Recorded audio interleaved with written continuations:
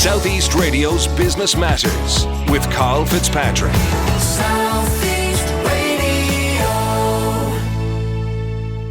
Well, our final guest this morning is Emmet Creighton from Lintil, and he has recently secured €250,000 in investment from Enterprise Ireland.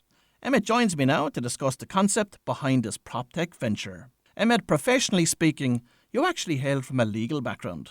I do, Carl, I do. And a bit more than that, I have a bit of a property background. I mean, if we take it right back, my dad was a builder, so I've seen the property process from the building side, the buyer side, the seller side. And then I trained as actually a corporate lawyer in a large corporate law firm up in Dublin. And my job was to work for private clients, so high net worth, non-tax resident people who would buy properties in and around Ireland. And from that legal background is where the kernel of this idea came from. Provide us with an insight into that and how it triggered the idea for the business. So what I would do on a daily basis is I'd receive instructions from people who weren't based in Ireland, would like to buy large stately homes in Ireland, say a castle in Limerick or something like that. And what they'd ask me to do is basically have the keys on my desk for when that person came to Ireland so they could fly in, grab their keys and go down to their new house. Now, if you think about how the normal person on the street buys a house, they're basically their own project manager. They have to deal with their bank, their insurance company, their lawyer, the surveyors, the utility providers, the estate agents, all of that good stuff that everyday person on the street has to do themselves. Now, when you have the money, you can employ, like I was as a lawyer, you can have them do the entire transaction, but it's really, really expensive. So what I thought when I was working is if I could provide a digital way of providing this to everybody in Ireland and further afield, there might be a good business here. And more so, it might alleviate some of the stresses and pressures in that you go through when you're buying your home, either your first or your second, So how does Lintil actually work? So what we do is we provide a virtual home buying assistant, and those assistants basically act as a concierge to help home buyers through the often complex, stressful and expensive process of buying a house. And when you sign up to Lintil, you're assigned a virtual assistant, and that assistant then answers all of the questions you have about the home buying process.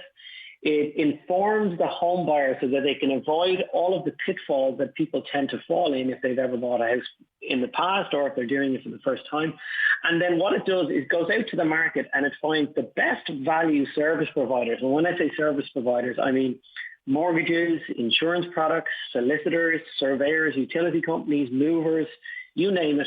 We go out to the market, we find the best value services on the market, and then we inform the user of what is on the market and what they can get for their money, saving them hundreds, if not thousands of euros over the course of their property purchase. And in terms of the technology itself, which underpins the business, what are you deploying? This is an interesting question because typically over the last couple of years, there's been a shift from desktop internet to mobile. And you'll often hear people say mobile first in all aspects of business. And I know a lot of your listeners will be business-driven type people. And in 2019, more commerce was done on mobile phones than was done on the normal internet. So when we started this business, we had one thing in mind. How do we make this so that it's mobile-driven and it can be scaled internationally and it can be scaled for thousands and thousands of numbers? So one of the technologies now available to companies like ours is decision-making algorithms and artificial intelligence and chatbots and conversational commerce. And they're basically the building blocks of what we're delivering to the market. Last year and the year before, Facebook and Harvard Business School did a great study on where is the next paradigm shift in how spending habits and people's behaviors online. And what they predict is that people will move from doing business on a mobile phone, just looking at a website, to doing business in a conversational type manner. And the phrase has been coined conversational commerce. And you'll see that these are the reasons why WhatsApp and Facebook Messenger and these types of businesses have now got huge valuations, because this is the way people want to do business in the future. And Emmet, what's involved for your company then to educate those particular bots, to provide them with the information and the knowledge to be able to answer those queries for your clients? the backing of any real technology is built on an expert knowledge of your industry sector. So my own experience in property and in law, and then the market research we did before we launched our very first product, we spoke to over 2,000 service providers in Ireland, brokers, solicitors, agents, and now to date we've over 5,000 users using our platform. And all of that interaction and all of those conversations build our data set. So it's learning all of the time and getting faster and more efficient and more useful for the home buyer as we go along. And Emmet, what is the revenue model that underpins this business? So we're a lead generation company. So our primary revenue driver is creating sales qualified leads for our panel partners. Our panels are made up of solicitors, mortgage brokers, banks, insurance companies, moving companies. And what they do is for every lead we generate for those companies, they pay us a fee. Now, the fees we charge, we feel are competitive. But if you think about business generation for those type of companies, it typically follows the same old routes. They do Google ads, they do Google SEO, they do social ads, they do traditional advertising, and they do word of mouth. Now, lots of the businesses we work with do word of mouth. And word of mouth it's entirely unpredictable. And a lot of these businesses cannot predict how many new business opportunities they're going to get each month. And what our business can do, it's reliable, sales qualified leads at a volume that they want and can afford, and it's regular, and they get customer service off the bat as well. And coming from a legal and property background, was it a big transition for you to enter the world of business and technology? And what was the biggest challenge that you had to overcome? Well, to be honest, it was a huge change, Carl. I mean, I naively started this feeling that I had advised some business customers, and to be honest, what spurred me to become an entrepreneur was my own father's background, and then working for my clients who'd come in and I'd have a great rapport with them, but they'd be all various entrepreneurs from every walk of life. And, you know, I was working for them and I was working long hours and they were paying me. So I was basically an employee of my clients, as with any solicitor. So I felt like, you know, these are the guys that are really the change makers in the industry. And I thought, okay, I will give this a go. I have some experience of legal work and business law. I'll be fine here. But it's a wholesale change. And your question of what was the biggest challenge? The biggest challenge coming from a legal profession is that you have to be extremely risk adverse as a lawyer. Your job is to protect the interests of your client. Now, that's diametrically opposed to an entrepreneur. You have to be a risk taker. You have to venture into the unknown and do things that nobody's done before with no guarantee of success. And our investors we have them worldwide.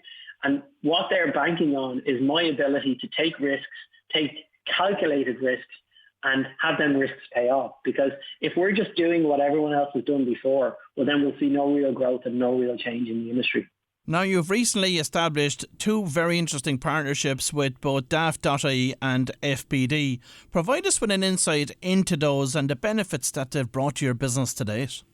So the challenge with any startup is to establish a reputation and trust within the market.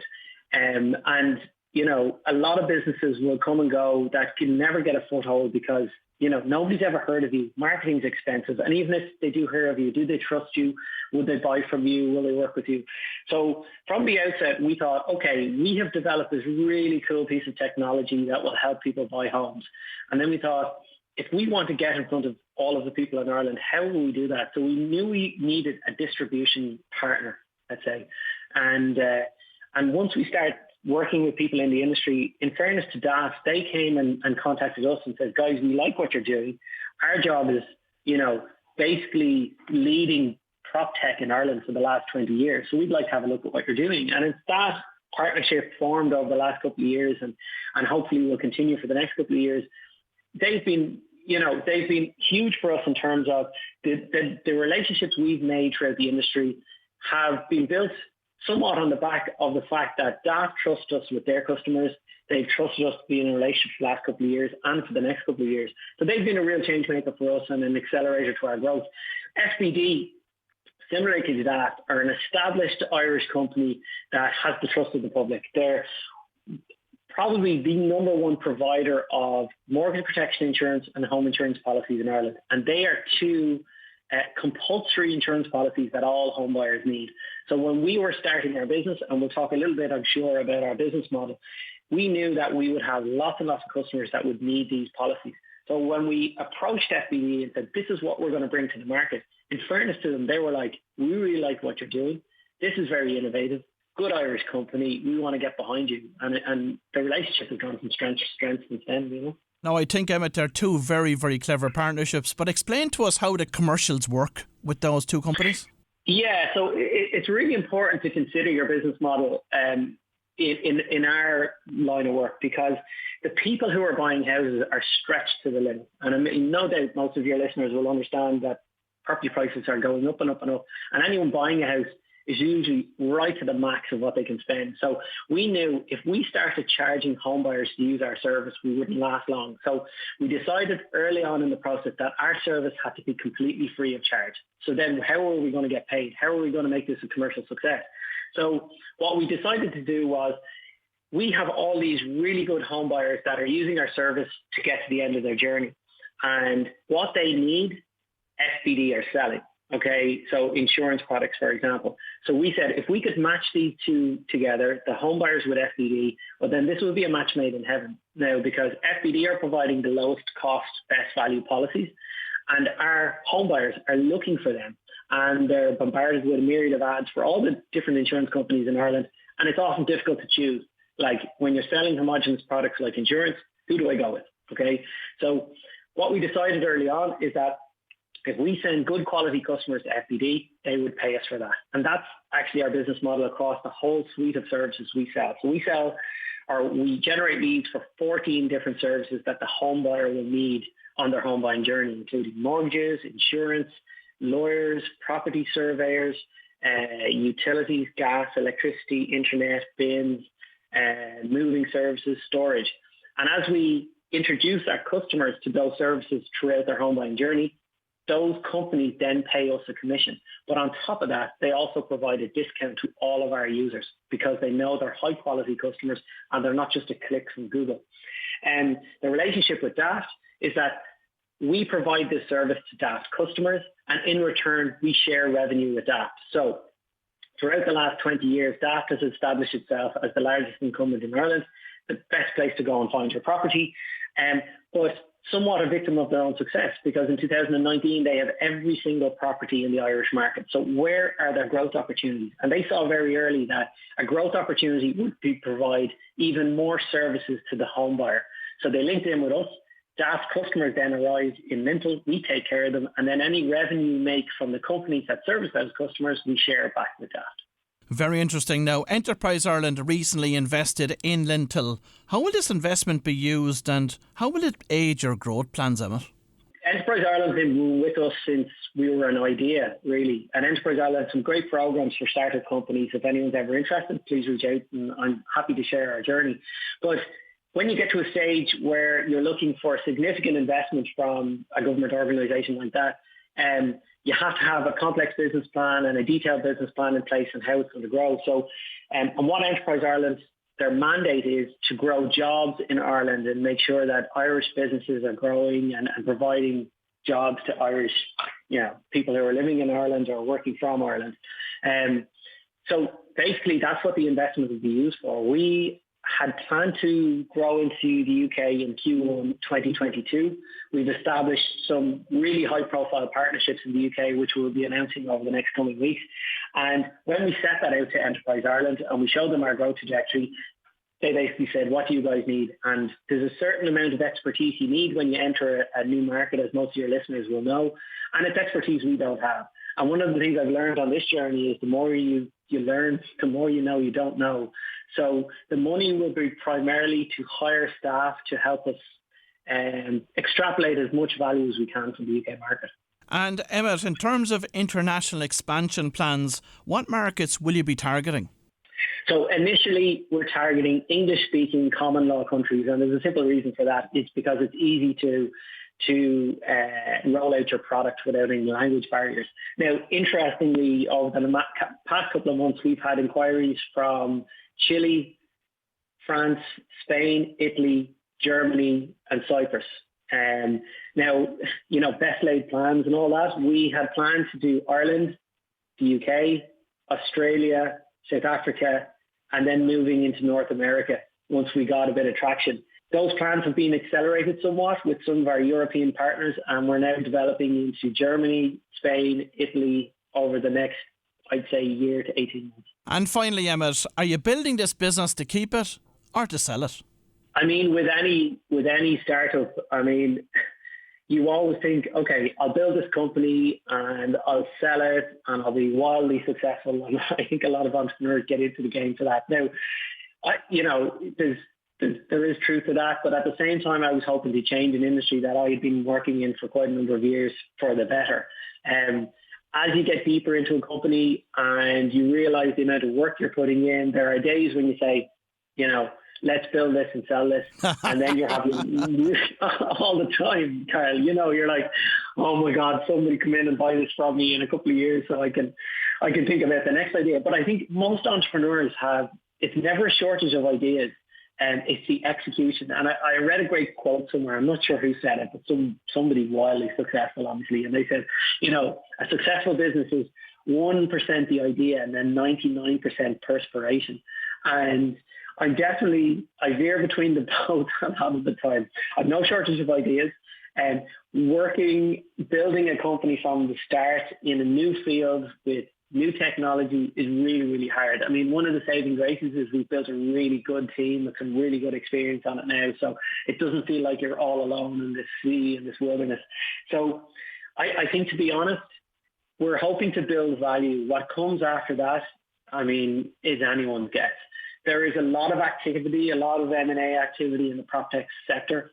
There's huge investments going into prop tech at the moment. So if we were lucky enough to get to a stage where we were of interest to an acquirer, we would definitely take it seriously. Well, if you've just tuned in, that was Emmet Creighton from Lintil, and I'd like to thank Emmet for sharing his success story with us this morning, and I've no doubt that the perspiration will pay off. Southeast Radio's Business Matters with Carl Fitzpatrick.